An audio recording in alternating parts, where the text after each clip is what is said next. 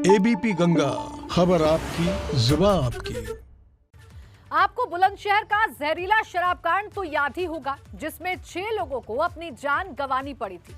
इस रिपोर्ट में हम मौत के मंजर के असली गुनहगारों को बेनकाब कर रहे हैं, लेकिन ये कोई शराब माफिया नहीं है, बल्कि वो लोग हैं जो सिस्टम को अंदर ही अंदर खोखला कर रहे हैं।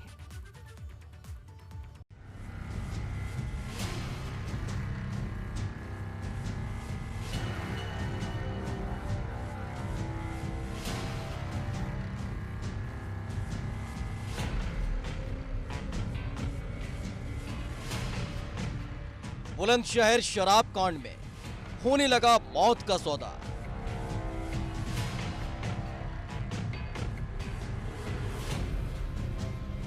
मौत बेचने वाला हुआ रिहा।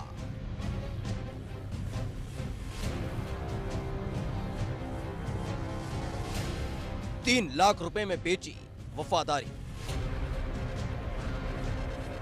मौत के तांडव की ये तस्वीरें तो आपको याद ही होंगी, क्योंकि बुलंदशहर में मौत के इस मंजर को अभी ज्यादा वक्त नहीं बीता।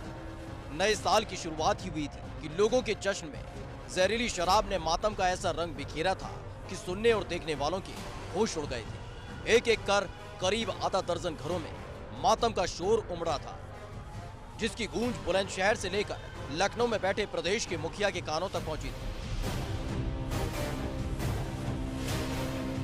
बुलंदशहर के अनूप शहर इलाके में मिस इंडिया नाम की जहरीली शराब ने मौत बांटी थी। जिन लोगों ने भी बीते 7 जनवरी की रात को शराब पी थी, उनमें से ज्यादातर लोग मौत के मुंह में समा चुके थे, जबकि कई लोगों की हालत मौत की दहलीज पर थी। लेकिन शराब कांड के बाद स्वास्थ्य महकमे और अधिकारियों की सक्रियता की वजह से उन्हें बचा लिया गया था।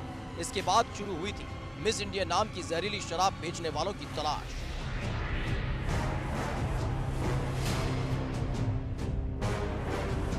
मिस इंडिया ने बांटी थी लोगों को मौत। 7 जनवरी को 6 लोगों ने गंवाई थी जान। 8 जनवरी को आबकारी इंस्पेक्टर ने किया था सौदा। 3 लाख में शराब तस्कर को गिरफ्तार कर छोड़ा। जी हां, जिस शराब कांड के बाद लखनऊ से लेकर बुलंदशहर तक अधिकारी और पुलिसकर्मी माफिया की तलाश कर रहे थे, दरअसल उस शराब माफिया का सबसे बड़ा सहयोगी शराब कांड की अगली रात को ही आबकारी विभाग के इंस्पेक्टर और 2 सहयोगियों के साथ मिस इंडिया नाम की जहरीली शराब की खेप के साथ पकड़ा गया था। लेकिन तीनों ने मिलकर उसके साथ जहरीली शराब कांड में जान गंवाने वालों की मौत का सौदा ₹3 लाख में कर दिया और उसे छोड़ दिया। ये दिनांक 21 जनवरी को हापुड़ पुलिस की अभिसूचना के आधार पर हापुड़ पुलिस और बुलंदशहर की पुलिस द्वारा संयुक्त रूप से एक दबिश दी गई थाना अनूपशहर क्षेत्र के अनिवास गांव में, जहां एक ब्रह्मपाल नाम का लाइसेंसी शराब का ठेकेदार है, उसकी एक धर्मशाला है। उस धर्मशाला से 18 पेटी मिस इंडिया नकली शराब बरामद की गई और मौके से उसका सहयोगी विमल राघव गिरफ्तार किया गया। एक तरफ पूरा सरकारी अमला जहरीली शराब के कारोबार करने वालों की तलाश कर रहा था, तो वहीं दूसरी तरफ आबकारी विभाग का एक इंस्पेक्टर और उसके 2 साथी सिपाही हाथ लगे माफिया के गुर्गे से लोगों की मौत का सौदा कर रहे थे। आबकारी इंस्पेक्टर और दोनों सिपाहियों की करतूतों का खुलासा भी नहीं होता अगर बीते 21 जनवरी को पुलिस मिस इंडिया नाम की जहरीली शराब का कारोबार करने वाले माफिया को गिरफ्तार नहीं करती। उसकी गिरफ्तारी के बाद ही उसके गुर्गे की जानकारी मिली, जिसके बाद 8 जनवरी की रात को हुए मौत के सौदे का खुलासा हो सका। 8/1/21 को वह सुबह करीब 8 बजे 8 पेटी अवैध शराब के साथ जा रहा था, तो उसे आबकारी विभाग के इंस्पेक्टर सुरेश चौहान, कांस्टेबल खेम सिंह और कांस्टेबल अनुज, ये सभी आबकारी विभाग के हैं, इनके द्वारा रोका गया।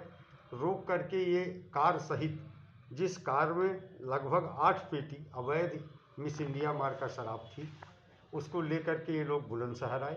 बुलंदशहर आने के बाद ब्रह्मपाल, जिसका ये पूरा माल था, जो एक लाइसेंसी ठेकेदार भी है एक ठेके का, उसको इंस्पेक्टर के द्वारा बुलाया गया। एक 3 लाख रुपए की डील की गई और उस डील के बाद पैसा लेने के बाद जो गिरफ्तार करके जिसे लाया गया था उसे छोड़ दिया गया।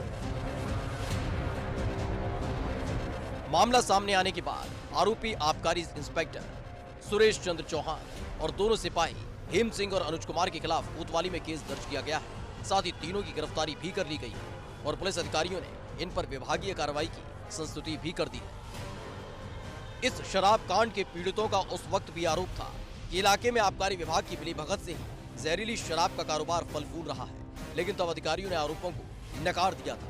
लेकिन अब इस खुलासे से साफ हो गया है कि जहर का कारोबार करने वाले लोगों के सरपरस्त सरकारी विभागों में छिपे बैठे हैं। बुलंदशहर से अनुभव शर्मा के साथ ब्यूरो रिपोर्ट एबीपी गंगा।